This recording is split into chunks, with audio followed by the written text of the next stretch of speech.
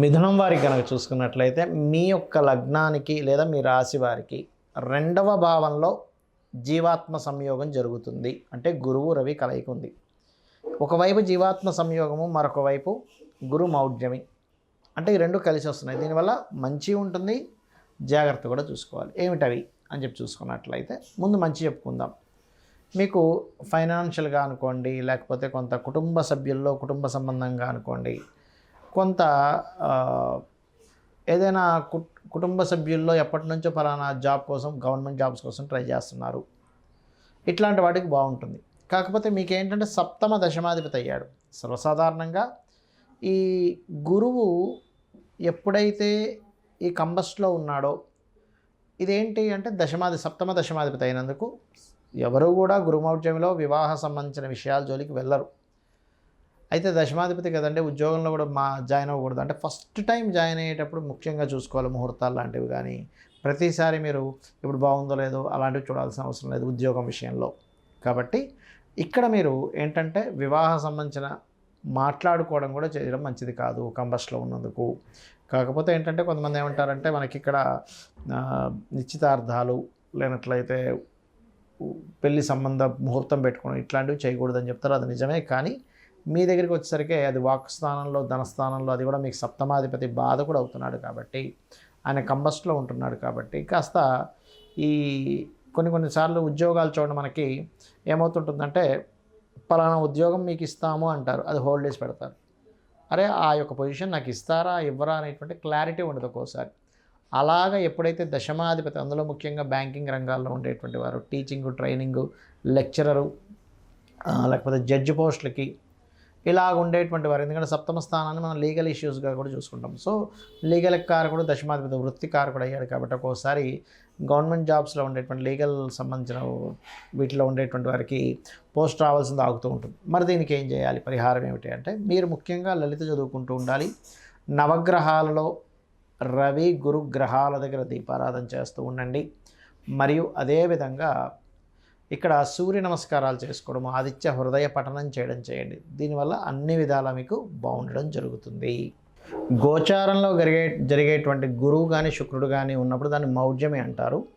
మన జన్మజాతకంలో ఏదైనా ఒక గ్రహం గనక సూర్యుడికి దగ్గర డిగ్రీల్లో, అంటే మౌఢ్యమి కానీ ఇవన్నీ ఎందుకు వస్తాయంటే 8 డిగ్రీల లోపల కనుక ఉన్నట్లయితే, 8 నుంచి లోపల ఉన్నట్లయితే దాన్ని మౌఢ్యమి, అస్తంగత్వ దోషము అంటారు పర్సనల్ చార్ట్లో.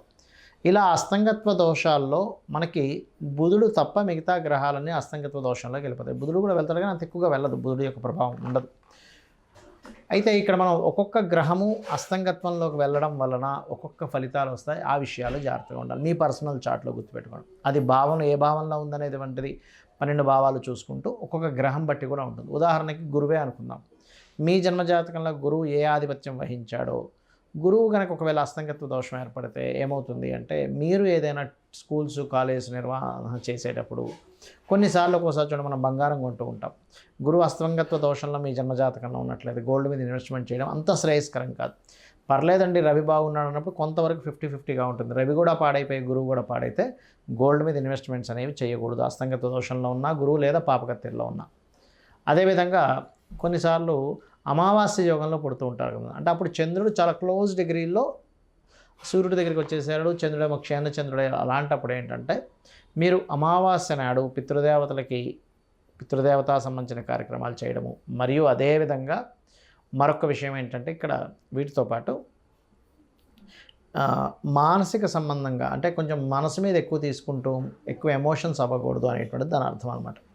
అదేవిధంగా కొంతమందికి కుజుడు చాలా క్లోజ్ కంజంక్షన్లో రవితో కనెక్ట్ అవుతాడు. అలాంటప్పుడు ఏమవుతుందంటే వీళ్ళకి సర్వసాధారణంగా తండ్రి కొంచెం అగ్రెసివ్గా ఉండడం, అదేవిధంగా మీకు ఆ పోర్ట్ఫోలియోస్ ఏమొచ్చే దాన్ని బట్టి ఉంటుంది. కాకపోతే ఇక్కడ ఏంటంటే ఏదైనా ఖాళీ ల్యాండ్లు, అందులో ముఖ్యంగా గవర్నమెంట్ ల్యాండ్స్ తీసుకుంటూ ఉంటాం యాక్షన్స్లో, ఆక్షన్ జరిగినప్పుడు. కాబట్టి ఆ ఆక్షన్లో తీసుకునేటువంటి ప్రభుత్వ సంబంధించిన ల్యాండ్స్ తీసుకునేటప్పుడు 1-4 సార్లు మళ్ళీ చూసుకొని తీసుకోవాలి, అందులో ఏదైనా దోషం ఉందా ఏంటి అనేటువంటిది.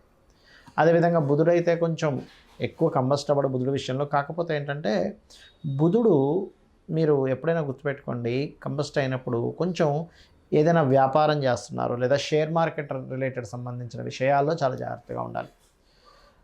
అదేవిధంగా శుక్రుడు అనుకోండి, వివాహము, చాలామందికి శుక్రుడు కనుక క్లోజ్ కంజంక్షన్లో కనుక రవితో ఉన్నట్లయితే అప్పుడు ఏమవుతుంది అంటే మీకు అది వివాహము, వివాహ జీవితము, స్పర్మ్ కౌంటింగ్ తక్కువగా ఉండడము, లేకపోతే కొంతమందికి లేడీస్కి అయితే వాళ్ళకి చూడండి ఒక్కోసారి వాళ్ళు ఈ thyroid related issues, హార్మోనియల్ related issues వస్తూ ఉంటాయి. శని కనుక అయినట్లయితే సహజంగా చెప్పాలంటే శని రవుల కలయిక ఈజ్ సమ్ టైమ్స్ కొంచెం గట్టిగా ప్రయత్నం చేస్తే గవర్నమెంట్ జాబ్ వస్తుంది. కాకపోతే తల్లిదండ్రులు అంటే తండ్రితో కొంత తెలియని విభేదాలు రావడము, కొంచెం జాబ్లో ఒక్కొక్కసారి చూడండి మనం చూస్తూ ఉంటాం, పలానా జాబ్ దగ్గరికి వెళ్ళామండి అక్కడ స్ట్రక్ అయిపోయాను అంటూ ఉంటాం. అయితే ఇక్కడ ఏంటి శనితో పాటు అది దశమాధిపత్యం కూడా వస్తే ఇంకెక్కువ వస్తుంది దాని ప్రభావం. రాహువు కేతు అయితే గ్రహణ సమయాలు అవి పెద్దగా కంబస్ట్ అవ్వవు దీనికి, ఎందుకంటే ఛాయాగ్రహాలు నిజమైనటువంటి గ్రహాలు కావు నోట్స్ కాబట్టి. అయితే ఇక్కడ ఏంటి ఏ భావంలో మీకు అస్తంగత్వ దోషం ఏర్పడింది. ఇప్పుడు మనం చెప్పుకుంటున్నాం మేషం వారికి అయితే 4వ స్థానము, వృషభం వారికి అయితే 3వ భావంలో ఉన్నది, రవి గురువులు, మిథునంకి అయితే 2వ స్థానము, కర్కాటకం అయితే రాశిలోనే, సింహానికి అయితే 12వ స్థానము, కన్యకి అయితే 11వ స్థానం, ఇలా చెప్పుకుంటున్నాగా. అలాగే మీ లగ్నం నుంచి, లగ్నం వేరు రాశి వేరు గుర్తుపెట్టుకోండి, మీ లగ్నం నుంచి ఒక గ్రహము కంబస్ట్ అయినప్పుడు అది ఏ భావంలో అయిందే చూసుకోవాలి. లగ్నంలో అయిందనుకోండి జీవుడికి అది ఎఫెక్ట్ ఎక్కువ ఇస్తుంది. ధనస్థానంలో అయితే అది ఏ గ్రహమో తత్సంబంధించినటువంటి ధన సంబంధించిన విషయాల్లో జాగ్రత్తగా ఉండాలి. 3 అయితే అన్నదమ్ములు కమ్యూనికేషన్స్ విషయాల్లో, 4 అయితే ప్రాపర్టీస్ కొనుగోలు చేసే విషయంలో, 5 అయితే సంతానం విషయంలో లేదా ప్రేమ వ్యవహారాల విషయంలో, ఏదో ప్రేమ వ్యవహారాలకు సంబంధించిన విషయాల్లో వెళ్ళి విరుక్కుపోవడం ఇట్లాంటివి జరుగుతూ ఉంటాయి. అదేవిధంగా 6 అనుకోండి రుణాలు ఇవ్వడం, రుణం తీసుకోవడం వల్ల. సప్తమం అయితే వివాహం ద్వారా కొంతమందికి ఏదో స్ట్రక్ అయిపోయినట్టుగా అయిపోతాయి కొన్ని లైఫ్స్. అష్టమం అయితే తాతగారు ఆస్తి కొంత రీసెర్చెస్ వల్ల రీసెర్చ్ అవ్వకపోవడం వల్ల మేము స్ట్రక్ అయిపోయాను అని ఇలా ఉంటూ ఉంటుంది. 9వ స్థానం అయితేనేమో తండ్రి స్ట్రక్ అయిపోవడము, అంటే తండ్రి అతని లైఫ్లో చాలా విషయాలు స్ట్రక్ అయిపోయినట్టుగా మనం తీసుకోవాలి. అదేవిధంగా హైయర్ ఎడ్యుకేషన్ బ్యాక్లాగ్స్ ఉండిపోవడం, ముందుకు కదలకపోవడం, ఏదో కారణాల వల్ల ఇబ్బంది వస్తూ ఉంటుంది. దశమ స్థానం అయ్యి అందులో ముఖ్యంగా శని అయితే వీళ్ళు ఉద్యోగం చేసే విషయంలో ముందుకు వెళ్ళలేకపోతుంటారు. అప్పుడు వ్యాపార యోగం ఏమైనా ఉందేమో చూసుకోవాలి. లాభం అయితే వ్యాపార స్థానాలు ఏదైనా ఒక లాభం ఆశిస్తున్నామో ఎక్స్పెక్టేషన్ చేస్తున్నామో అప్పుడు ఇబ్బంది వస్తుంది. 12వ స్థానం అయితే ఇన్వెస్ట్మెంట్ చేసేటప్పుడు పర్టికులర్గా ఆ మహాదశలు అంతర్దశలు, ఇప్పుడు ఎగ్జాంపుల్ ఒక గ్రహం ఏదైనా కంబస్ట్ అయింది అంటే అస్తంగత్వ దోషంలోకి వెళ్ళిపోయింది, దాన్ని గోచారంలో మౌఢ్యమి అనే పదంతో వాడతాం. ఇప్పుడు ఆ అస్తంగత్వం దోషంలోకి వెళ్ళిపోయినటువంటి ఆ యొక్క గ్రహం ఏదైతే ఉందో అది పర్టికులర్గా మీకు ఏ భావ సంబంధంగా ఉందో చూసుకోవాలి. ఇప్పుడు 12వ భావ సంబంధంగా ఉందనుకోండి, అప్పుడు ఇన్వెస్ట్మెంట్స్ ఆ పర్టికులర్ మహాదశ అంతర్దశలో పనికిరావు, గుర్తుపెట్టుకోండి. ఇది గోచారపరంగా కొంత పని చేస్తుంటుంది, దీని పరంగా పనిచేస్తుంది. అంటే ఎలా అంటే ఇప్పుడు చిన్న ఎగ్జాంపుల్ చెప్తాను నేను మీకు. మీరు ఒక ప్రాంతం నుంచి మరొక ప్రాంతానికి వెళ్ళాలి, దానికి ఒక 3-4 వేస్ ఉన్నాయి వెళ్ళడానికి, కానీ 3-4 త్రోవలు ఉన్నాయి. కానీ మీరు వెళ్ళే త్రోవ మీకు ముందుగానే ఏమంటే అక్కడంతా వర్క్ నడుస్తుంది, రోడ్ అంతా క్లోజ్ ఉందని ఒక 2-3 కిలోమీటర్ల ముందే తెలిసింది అనుకోండి, మీరు ఏం చేస్తారు, అమ్మ అటు వెళ్తే కష్టమైతే అయితే ఇంకో రూట్లోంచి వెళ్ళిపోతారు.